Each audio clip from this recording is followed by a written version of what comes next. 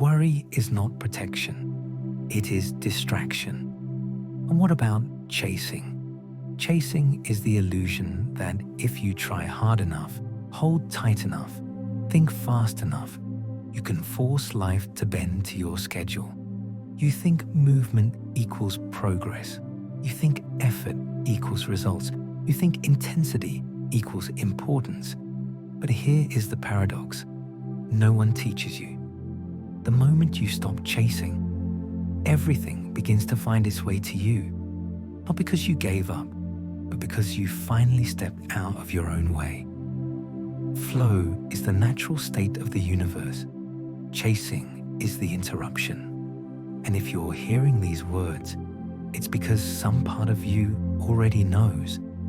You are tired of fighting currents that were never meant for you to control. You're tired of having to appear strong, tired of holding everything together, tired of mistaking tension for power. You are ready for a different kind of power, a quieter one, a deeper one, a power that doesn't come from straining, but from letting go. The power that appears when your hands stop clinging and your heart truly opens. The human habit of chasing. Let's be honest, you were not born chasing. You learned how to chase. You learned to chase love because perhaps someone taught you, directly or indirectly, that you had to be worthy to be loved, that love was conditional, that you had to prove your value for people to stay. You learned to chase success because the world glorifies exhaustion more than balance. People praise overworking, grinding, constantly striving, but they don't celebrate rest, intuition, or living in harmony. You learn to chase outcomes because uncertainty made you anxious and the feeling of control made you feel safe. So you push forward, then harder still. You pour your energy into relationships that drain you. You rehearse conversations before they even happen. You apologize for things you didn't do wrong. You accept the bare minimum while giving your absolute best. You carry emotions that are not yours. You take on burdens that don't belong to you. You become the fixer, the pleaser, the one who keeps everything from falling apart. You tell yourself, if I don't try, nothing will happen. If I let go, everything will collapse. If I relax, I'll fall behind. But look closely at what this chasing is doing to you. Your mind becomes a battlefield, overthinking, doubting, endlessly analyzing. Your body becomes a container of tension, tight shoulders, shallow breaths, broken sleep. Your soul becomes exhausted, stretched thin in all directions, while still whispering, "This is not who I really am." You start living in survival mode, reacting, defending, clenching, always bracing yourself for something to go wrong. Even your dreams begin to feel heavy, like stones you have to drag toward the finish line. But here's the truth. What is meant for you is not dragged in by desperation. It is drawn in by alignment. And alignment cannot coexist with fear. Why chasing pushes everything away? In psychology, there is a concept called reactance, psychological resistance. Its principle is simple. When you push too hard in one direction, reality generates an equal and opposite pushback. People pull away. Opportunities slip out of reach. The natural flow of energy becomes blocked. Translated into the language of spirituality and the law of attraction, the act of chasing unintentionally places you in the frequency of lack. Because in those moments, your energy is quietly whispering anxious truths. I don't really have it. I'm about to lose it. I must control this. I'm still not enough. The universe always responds to the energy you carry, not to the pretty affirmations you recite. So the more frantically you chase, the farther everything drifts away. It's like trying to hold water in your palms. The tighter you squeeze, the faster it runs out. Or like trying to catch your reflection in the mirror. The more frantically you move, the more distorted and fragmented the image becomes. On a neurological level, when you obsessively chase, the prefrontal cortex, the region responsible for anxiety and control, goes into hyperdrive. This heightened stress state immediately shuts down some of your most precious mental faculties. The flow state, finely tuned intuition, creativity, and clear decision-making. We see this most clearly in relationships. Observe this. When you fixate on someone, constantly texting, waiting, worrying they'll leave, you unknowingly place a heavy, invisible weight on their shoulders. They can feel the pressure of your expectations and the unspoken need for them to fill the emptiness within you. Instinctively, they pull back to find breathing space. On the other hand, the most magnetic people are usually those who know how to live fully in their own lives. Their self-containment and groundedness create a natural gravitational pull, making others want to enter their world rather than run away from it. In the end, chasing is not evidence of desire. It is a symptom of fear. Fear of being alone, fear of losing, fear of missing your chance, fear that time is running out. But fear is only a wall. Letting go is the doorway through which everything can finally pour in. The wisdom of letting go. Letting go is not passive. It is profoundly active. It is one of the most powerful spiritual actions you can take. Letting go means you release the illusion that you can manipulate time, outcomes, or people. Letting go means you stop arguing with reality. You stop resisting what is already unfolding. You stop forcing closed doors to stay open. You stop abandoning yourself in the name of control. Letting go means you choose trust over tension. You choose expansion over contraction. You choose flow over force. It is the moment you remember. What is meant for you cannot be chased. It can only be welcomed. Picture a river. When you stop thrashing in the water, your body rises. You float. You move with life instead of fighting against it. Picture a tree. A tree never forces itself to bloom. It never apologizes for flowering late. It simply grows silently and steadily. And when its season comes, it blossoms. You too have your own season. And that season cannot be rushed by fear. It cannot be permanently delayed by mistakes. It cannot be stolen by anyone. Your timeline is sacred. Your path is unique. Your blooming is intentional. The shift from forcing to flowing. So how exactly does your life change when you stop chasing? Let's talk about this shift. Your energy opens.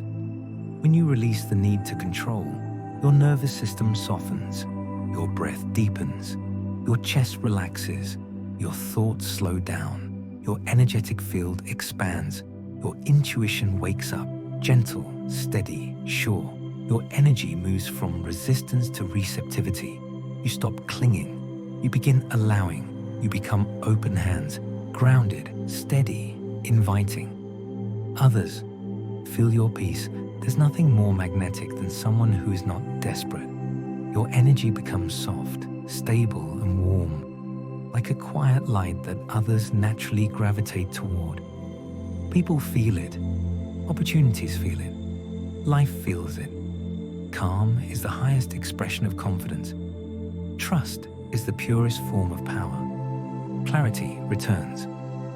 When you stop forcing answers, the right answers finally have space to appear. Your mind becomes less like a storm and more like a clear sky. Ideas flow with ease. Decisions feel lighter. Direction reveals itself naturally. You stop searching for your path and start recognizing it. Synchronicities increase. When you choose alignment over chasing, the universe begins to rearrange everything around you. You start to notice signs. You start to notice timing. You begin to see the invisible orchestration you were too tense to perceive before. Doors open, not because you banged on them until your hands bled, but because you became the version of yourself who belongs on the other side. You attract instead of pursue. You receive instead of grab. You flow instead of resist. And the most beautiful part, life has always been trying to give you what you desire. It was your tight grip that blocked the flow.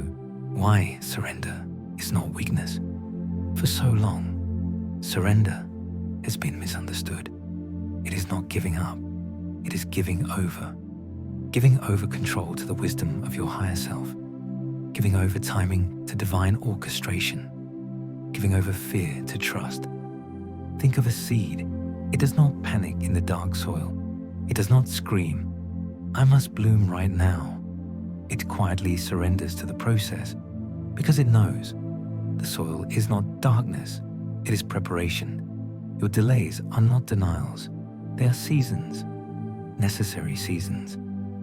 Carl Jung once said, "Until you make the unconscious conscious, it will direct your life and you will call it fate."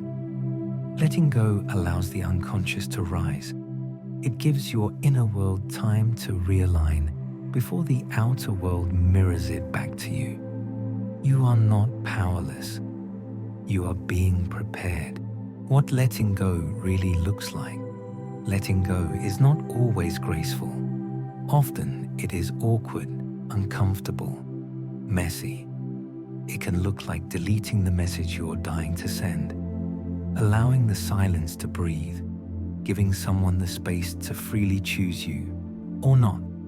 It can look like no longer over-explaining, no longer begging to be understood, no longer chasing closure at all costs.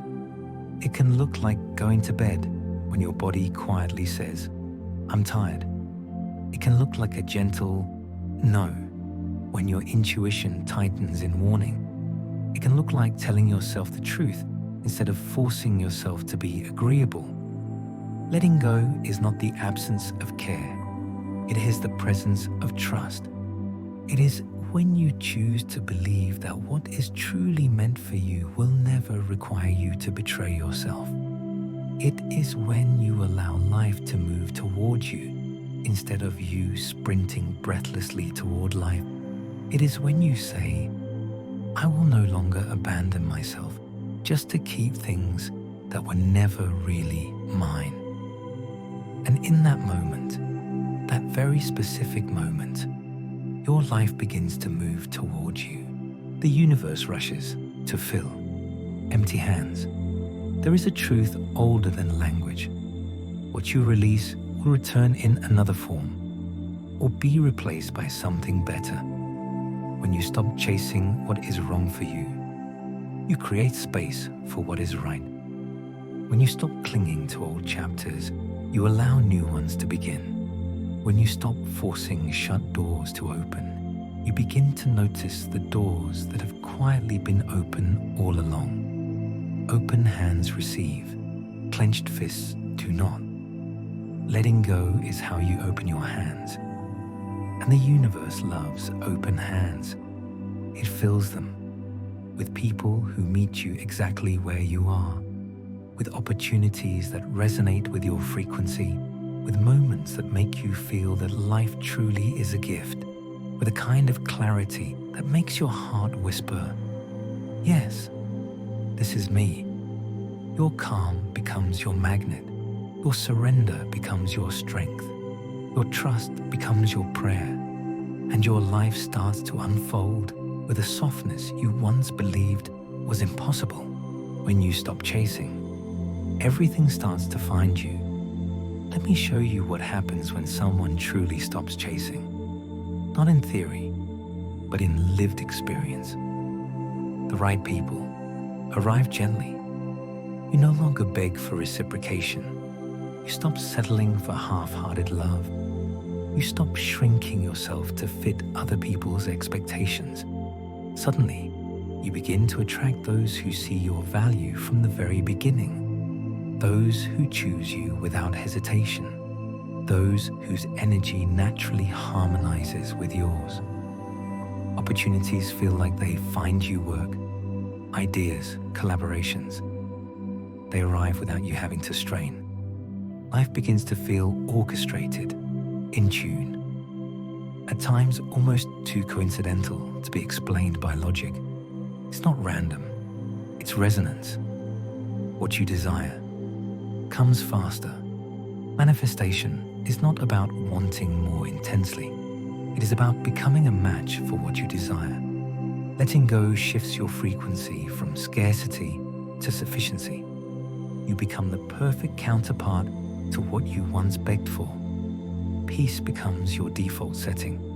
When you stop trying to manage the universe for it, your mind finally gets to rest. And in that rest, you discover clarity, inspiration, intuition, and an inner strength you could never access in survival mode. The spiritual physics of receiving here is a truth that mystics, monks, and manifestation practitioners all understand. You cannot control and receive at the same time. Receiving requires openness. Control requires contraction. Receiving is healthy feminine energy. Control is wounded masculine energy. Receiving is trust. Control is fear. You cannot both cling and open your arms. You have to choose. And when you choose to receive, to open, to surrender into trust, life begins to rearrange around you. Not because you forced it to change, but because you became the change. This is what people often label as luck, but it isn't luck. It is frequency. The moment you stop chasing, you stop interrupting the flow. You stop blocking what has always been yours. And everything that carries your name finally has the space to come home, a new way to live. So here is your invitation. From this moment on, move like water, soft, certain, unrushed. Flow around obstacles. Trust your current. Let the gravity of life guide you instead of trying to control everything. Release the need to grip. Release the need to know everything in advance. Release the need to chase. Life is already moving toward you in ways you cannot yet see. Your only task is to keep yourself open, open-hearted, open-minded, open-handed. When you stop chasing, you stop living from fear. You begin to live from truth, from peace, from clarity, from alignment. You begin to live the way your soul has always longed to live, the art of allowing. If you are hearing these words, you are stepping into a new chapter of your life, a chapter where you no longer force, you flow, where you no longer beg, you receive, where you no longer chase, you attract. Let these words become your affirmation. I release what is not mine. I welcome what is meant for me. I trust the sacred timing of my life, because the very moment you stop trying to control everything, you create space for miracles to enter. And the moment you stop chasing, everything, truly everything, begins to find you. If these words touched your heart, take a deep breath. You were born to hear them today. And if you'd like more messages like this, like and subscribe. Not for the algorithm, but for your own alignment, your own peace, your own awakening. The universe is already in motion. Your only task is to let go and receive.